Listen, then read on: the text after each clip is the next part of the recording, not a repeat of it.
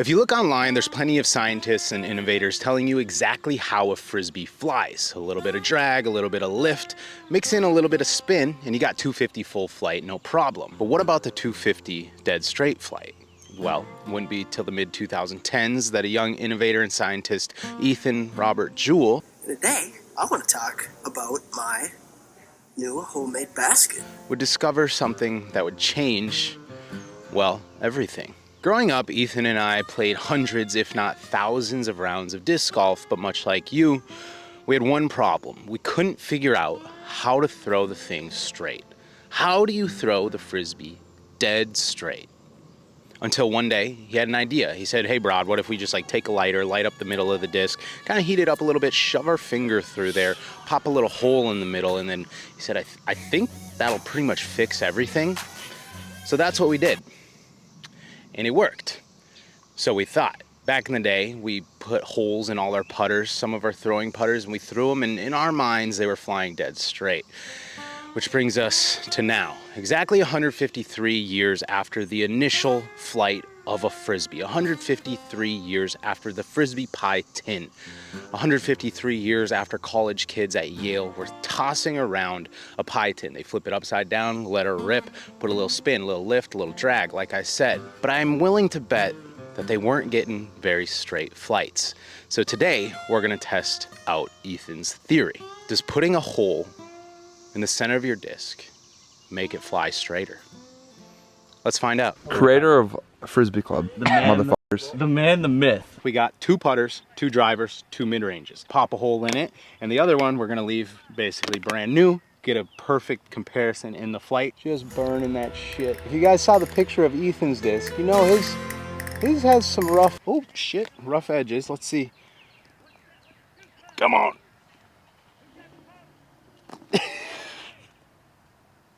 We're a little rusty. We got the opposite fucking, we gotta heat it up more. Come on. Alright, come on. Yeah, there we go. We got the hole. Alright, gotta make it a little bit bigger. It is a beautiful, calm evening out here tonight. Not much wind to speak of. We waited till it got later so we could have a pretty controlled environment for this cinema. This one doesn't even seem to be heating up, honestly. All right. Oh yeah, there we go. There we go. All right, let's pop the hole. Oh, that's easy. Oh God. All right, let's hit the field. The whole goal here is that the end straighter, maybe it takes away a little bit of that low speed fade, or overall just creates a more neutral flight. Now, the interesting thing about this is we talked a little bit about lift and drag earlier on in the video, which is obviously the air coming up from under and the air going over the top of the wing of the disc.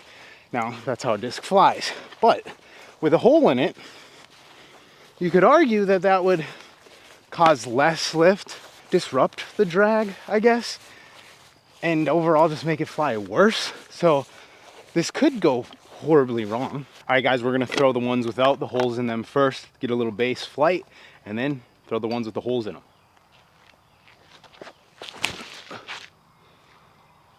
All these discs are basically brand new, pretty stable. I do have a stock hyzer release, so the odds of them coming out on a slight hyzer is pretty high. Marvel with a hole in it. Back in the day, we used to love having the putter with a hole in it because you could spin it on your finger really well.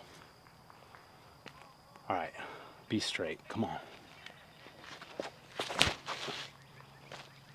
Yeah, that basically proves it, huh? That was on a rope. All right, so here's the thing. Now, I know people are going to comment down below, Brad, maybe putting a hole in the putter is no different than beating up a putter. I can't say that you're wrong, but for the sake of this experiment, putting a hole in that putter took it from being straight to relatively overstable on a brand new disc's flight to an absolute dead straight laser beam. Up next, we're going with the Supra. This one will be interesting because these are pretty straight overall.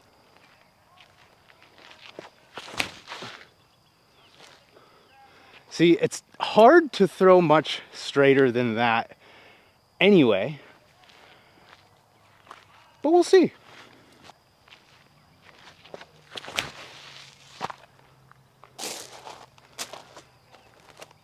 I didn't quite hit that one the same, but honestly, I kind of feel like the Supra almost didn't change at all. The driver, now, these are gonna be very interesting. Back in the day, I honestly don't think we ever tried it with the driver, because why would you? I think it was mainly with the putting putter, because we just thought it just putted so straight.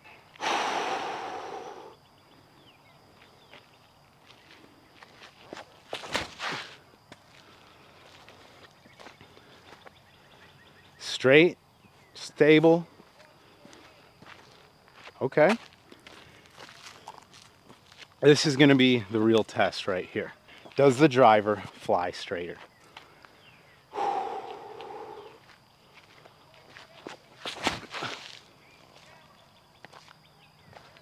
Okay, so it flies a little understable.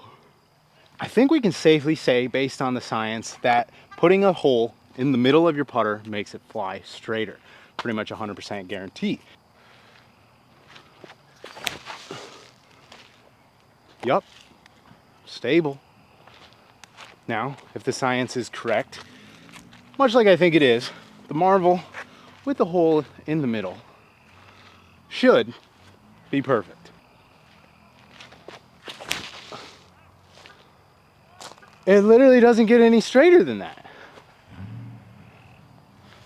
Case closed. Let's test out the Supra one more time. Now this one, if I hit it right, I think we could see a similar result to the putter, but I just gotta have an accurate throw back to back.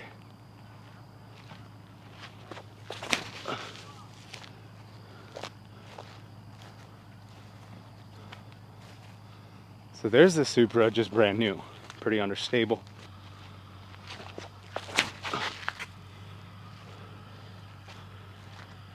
It's almost identical. I don't know, not much difference there. Let's try the intervals on a forehand here.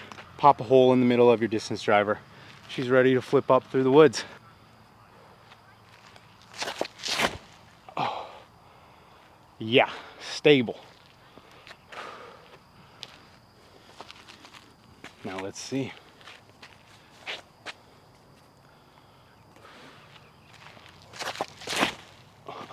Oh man.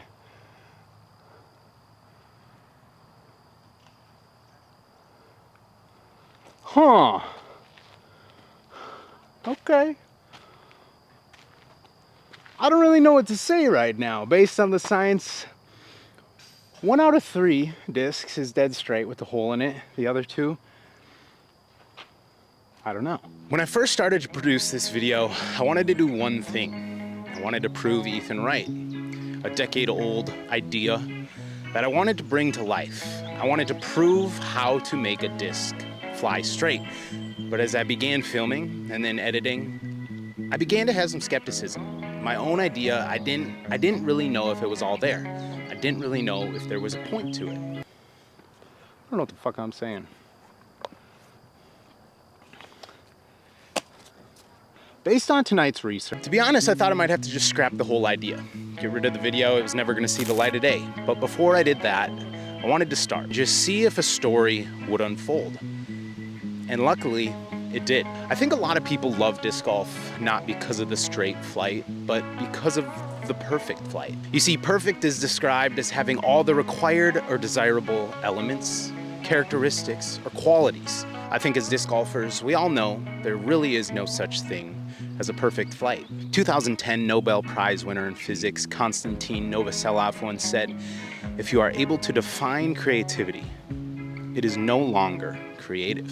In disc golf, we all get to create our own flight. And if I were to succeed in creating a perfectly straight flight, there would no longer be creativity in flight.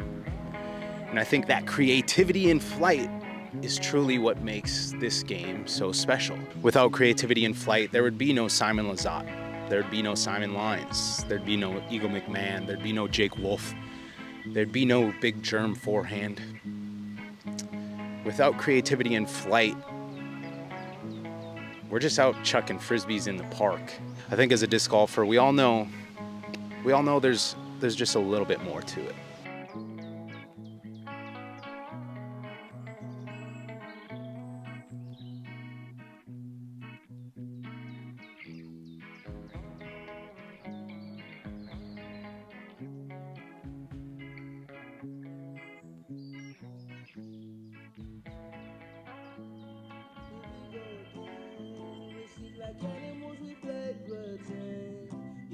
And right here, I have a frisbee bag. It holds all my frisbees, the ones I like.